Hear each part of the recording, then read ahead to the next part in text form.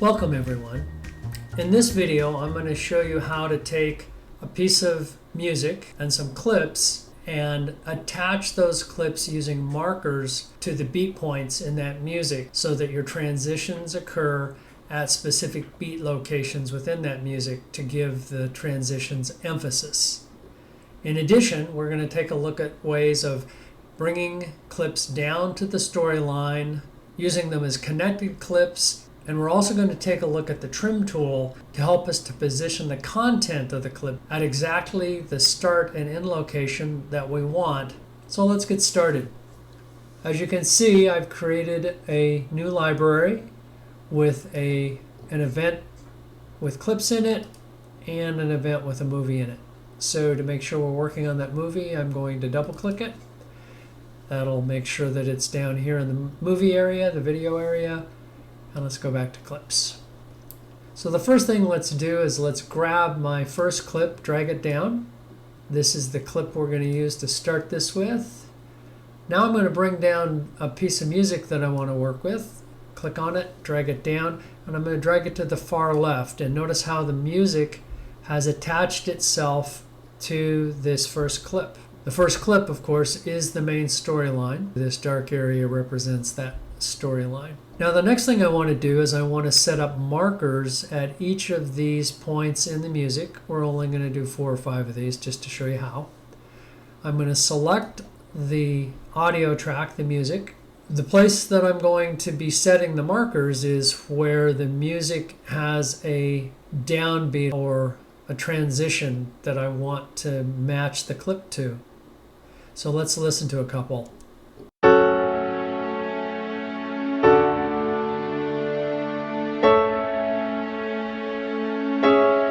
So that gives you an idea. So I'm going to position the playhead over in the audio, press the M key on the keyboard to set a marker. Again, same thing here, M on the keyboard for a marker.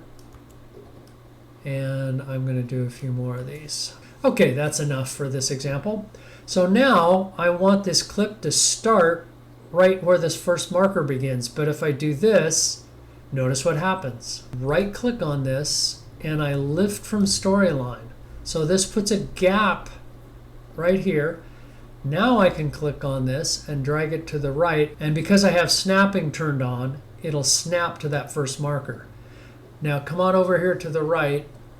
This little button right here is the snapping icon. If it's dark color, that means that it is active. And the shortcut to turn it off and on is the N key. So now I want to find a clip to start here. I've selected a range on this clip already. I'm going to press the F key on the keyboard to make it a favorite. You can see the little bar I put above there. So I'm going to grab this, drag it down to here, and let up. Now watch what happens.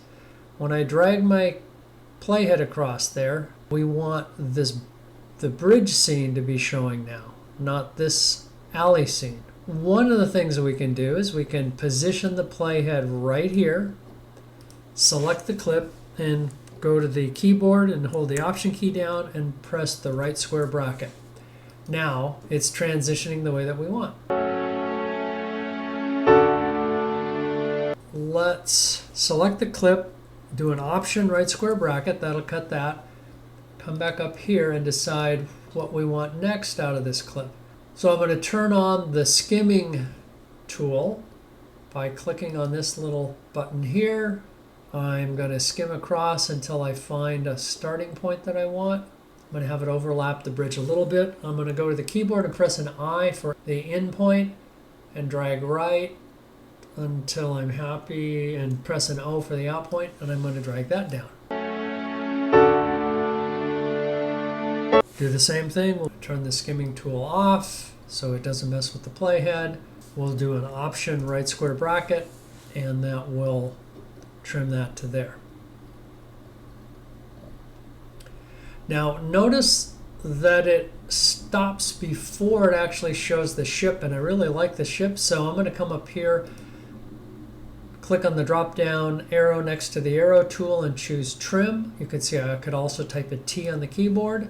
So now I'm going to place my cursor inside the clip, left click and hold down and drag to the left. And you can see on the screen the left hand side is the start of the clip, the right hand side is the end of the clip. So about there. So now if we play this, I'm going to press an A on the keyboard to get the arrow key back, click on the timeline and press the spacebar key. And that gets us there. Let's add one more clip. Let's go here. I'm going to press the S on the keyboard to turn skimming back on. Let's start here. I'm going to left click and drag to here.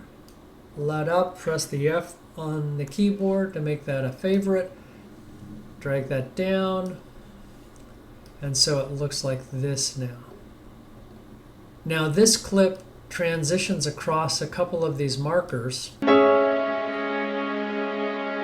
I'm going to add another clip here. I'm going to come back up to here. Come further down,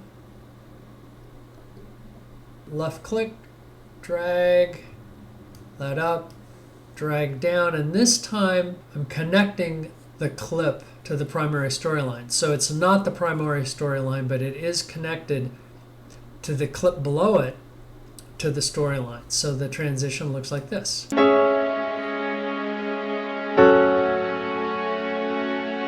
And I'm going to grab this end of it and align it with that second marker.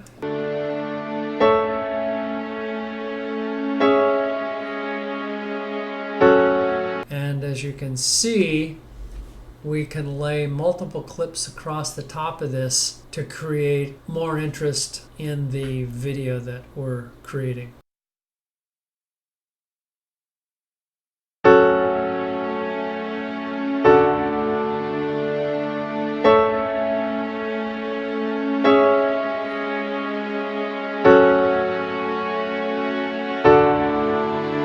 So there you go. We took a look at creating a simple video using a piece of music to determine where we're placing the clips, how to place those clips, trim them, cut them, position them, and work with them both as part of the storyline and as clips attached to the storyline. This is Chris Hansen.